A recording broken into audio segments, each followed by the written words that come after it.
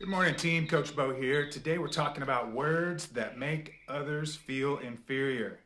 When we're communicating to someone, whether in person, one on one, in an email, in a letter, or even an audience, for me, like coaching, a workout, or a seminar, there are words that we can occasionally use that lead members of the audience to feel inferior. Now, why is this an issue? Well, on a personal level, it's a bad thing because if we don't notice that we use these words, we may be using them all the time, which is really going to ruin some of our personal relationships. And in written content meant for a larger audience, using these words that make folks feel inferior is going to shrink your audience real quick. So no one wants to be talked down to, and if you're making folks feel inferior, well, they're going to find someone else who doesn't. Make sense? I mean, at the very least, they're going to walk away with the opinion that you just think that you're superior to everyone else. And if that's not how you feel at all, then you just sabotage a relationship that could have blossomed into a lifelong friendship of adventure and riches that would someday be made into a movie, and then you would be famous on top of all that, but you blew it because you don't know how to use your words to positively affect others. So here we go with some examples that I put together that are going to help us steer clear of that tragedy I just described, okay? First one, obviously. Now, there are a few reasons not to use the word obviously. First, something that is obvious to you may not be obvious to others. So calling new information obvious to folks that didn't know it can make them feel inferior. Now, on the other hand, if something is obvious to you and to your audience, and you still preface it with obviously and say it anyway, you're going to come off as condescending. Now, the second reason not to use the word obvious when speaking or presenting information is that if the information is so obvious, you probably didn't need to bother including it in the first place, did you? Next one, clearly.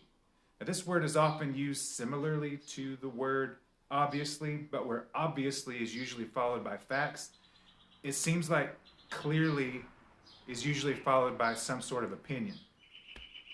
Now, using clearly to introduce an opinion or an observation suggests that from the information provided, there can be no other alternative. And this is going to make your audience, your class, your friends feel uncomfortable in a few different ways. So first, if people haven't come to their own conclusion yet, they could feel that they're a bit slower than the average bear, or at least slower than you as the one speaking, and they're just going to have to take your word for it.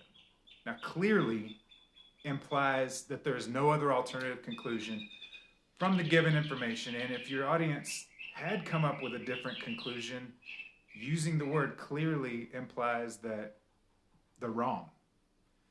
Maybe you're thinking that using the word clearly to present your theories or opinions may be a good way to present them as the only valid option. And yeah, some forms of communication aim to get the audience on your side, and some people do use words like clearly to imply that their conclusion is the only one available. But not only being an irresponsible method of argument, it's probably only going to alienate people that you're speaking to that have their own ideas, and you're only going to win over members of your audience who already agreed with you in the first place. So you're not really coming out ahead at all. In fact, you took a couple steps backwards, and you're making people mutter obscenities about you over their shoulders as they walk away.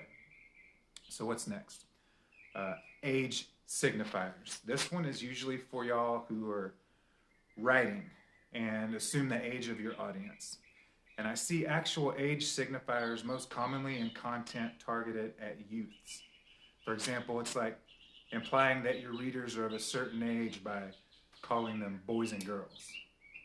Now, when we address youths as youths, deliberately or not, we're laying out a power dynamic that places us, the speakers or the writers, as the gatekeepers of information and them as the receivers who only get the information we feel is appropriate for them to see. And this also alienates older members of the audience or readers who are in fact interested but who feel silly if they feel the content that they're reading is intended solely for children. Make sense? So age is a big deal to us. So one of the ways in which we self-restrict readership is by using it to establish context for an event, usually referring to our own life experiences. And this is done when writers or even speakers set something up with, you were probably at work when Princess Diana died, or you were probably at school when the World Trade Center was hit. And this kind of language helps to establish context for your target audience, but it completely alienates members of any other age group. So hopefully you're seldom deliberately using language to make others feel inferior, but the words and sentence structures that make others feel less important can creep into our speaking and writing, where it can alienate people and lose audience members. So hopefully this discussion helps us to think a little more about how our word or phrase choices can impact some members of our audience and why we should avoid them.